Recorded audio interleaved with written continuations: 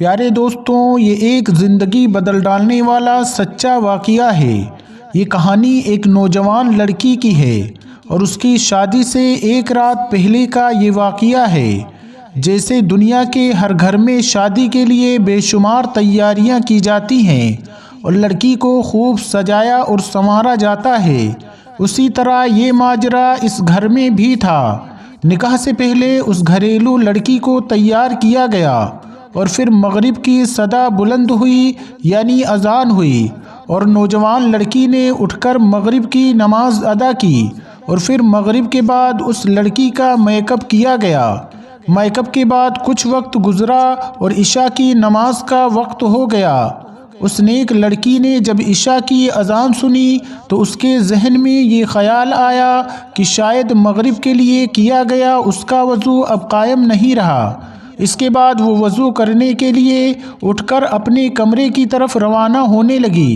وہ لڑکی ابھی وضو کرنے کی تیاری ہی کر رہی تھی کہ اس کی ماں اس کے کمرے میں آئی اور اس سے پوچھا کہ وہ کیا کرنے کا ارادہ رکھتی ہے۔ اس لڑکی نے اپنی ماں کو بتایا کہ عشاء کی نماز کا وقت ہو چکا ہے اور وہ چاہتی ہے کہ وہ دوبارہ سے وضو کر کے اپنی نماز کو ادا کرے، کیونکہ اس کے بعد شادی کی رسمیں نہ جانے کب تک جاری رہیں گی۔ ماں نے حیران ہو کر اپنی بیٹی کی طرف دیکھا اور اسے سمجھانے کے انداز میں کہا، جو تم نے اتنا اچھا میک اپ کیا ہے، یہ سارا میک اپ تمہارے وضو کرنے سے ختم ہو جائے گا، اور کہا کہ اب وقت نہیں ہے کہ تم دوبارہ میک اپ کر سکو۔ اگر شادی میں تم بنا میک اپ والے چہرے کے ساتھ مہمانوں کے سامنے جاؤ گی تو ہو سکتا ہے کہ تمہارا مذاق بن کر رہ جائے۔ کیا تمہیں اس بات کا کوئی ڈر یا خوف نہیں ہے؟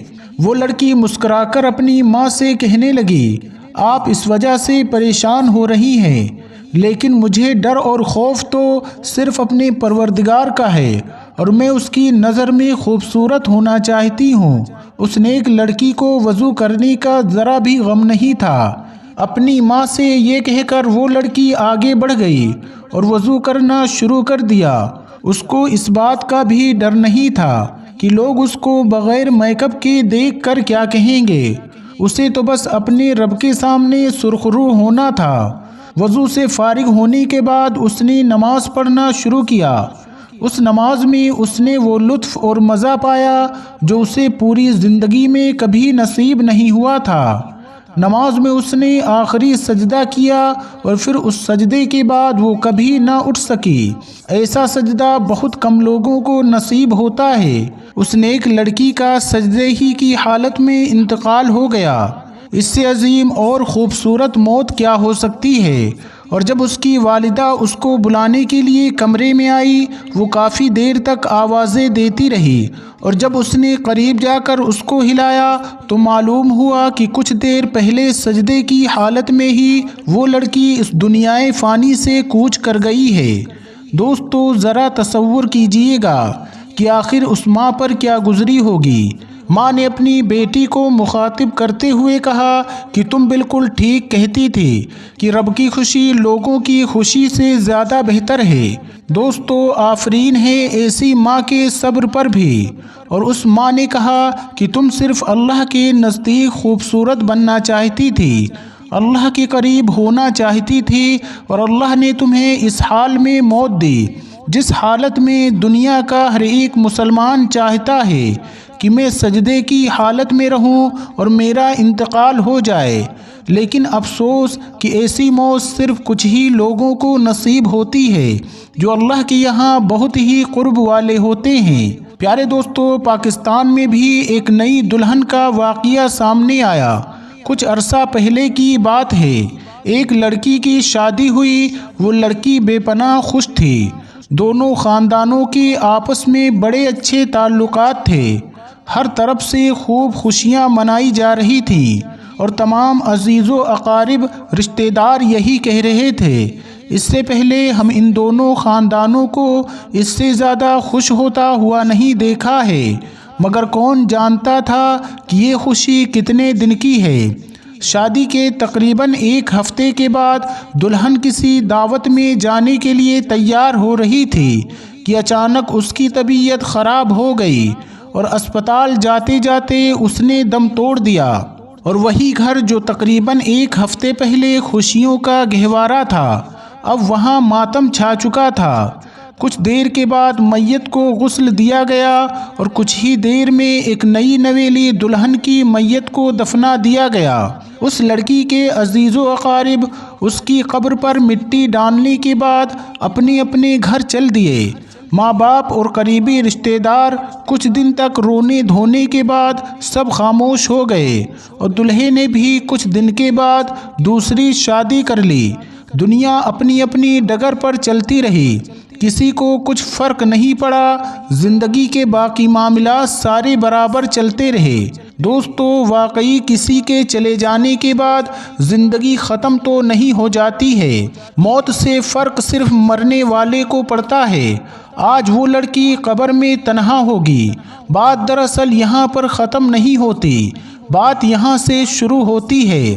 اگر 1 ہفتے پہلے دلہن کو پتہ چل جاتا کہ اس نے شادی کے 1 ہفتے بعد مر جانا ہے اور اس کے بعد اس کو اپنے رب کے سامنے پیش ہونا ہے، کیا پھر بھی وہ دلہن اپنی زندگی کے بچے ہوئے دن ایسے ہی گزارا کرتی؟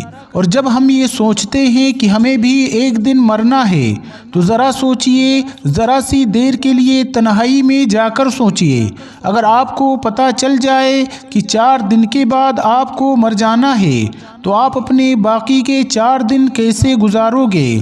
گناہوں سے توبہ کر لیں گے اور لوگوں کے ساتھ اپنے سارے معاملات درست کر لیں گے۔ ساری اکڑ، ساری انا، سارا غرور کسی کونے میں جا کر سو جائے گا۔ ہمیں بس ایک ہی فکر ہوگی، ہمارا رب ہم سے راضی ہو جائے۔ لیکن دوستو، یہ سب ہم اس وقت کریں گے جب ہم کو معلوم ہو جائے گا کہ ہمارا چند دن کے بعد انتقال ہو جائے گا۔ پیارے دوستو، یہاں پر ہم سب غفلتوں میں پڑے ہوئے ہیں، اپنی مرضی کے مطابق زندگی گزار رہے ہیں۔ ہم اپنے اندر جھانک کر دیکھیں، ہم کیسے جھوٹ بولتے ہیں، کیسے حرام کی روزی کماتے ہیں۔ کس کے لیے؟ بس اس چند دن کی زندگی کے لیے، جسے چند ہی دن کے بعد ختم ہو جانا ہے۔ یا اللہ، ہمارے دل و دماغ سے دنیا کی محبت کو نکال دے، ہمیں اپنی موت کو، قبر کو، آخرت کو یاد کرنے کی توفیق عطا فرما، اور ہم نے جانے انجانے میں اب تک جو بھی گناہ کیے ہیں، اے اللہ، ہمارے ان تمام گناہوں کو اپنے فضل و کرم سے معاف فرما دے۔ دوستو، آپ تمام سے درخواست ہے کہ آج کی اس ویڈیو کو اپنے دوست احباب کے ساتھ ضرور شیئر کریں، اس ویڈیو کو لائک بھی کریں۔ اگر ابھی تک آپ نے ہمارے چینل کو سبسکرائب نہیں کیا ہے تو ہمارے چینل کو سبسکرائب کر کے ساتھ میں لگے بیل آئیکن کو ضرور دبا دیں۔ انشاءاللہ بہت جلد ایک نئی کہانی کے ساتھ پھر آپ کی خدمت میں حاضر ہوں گے۔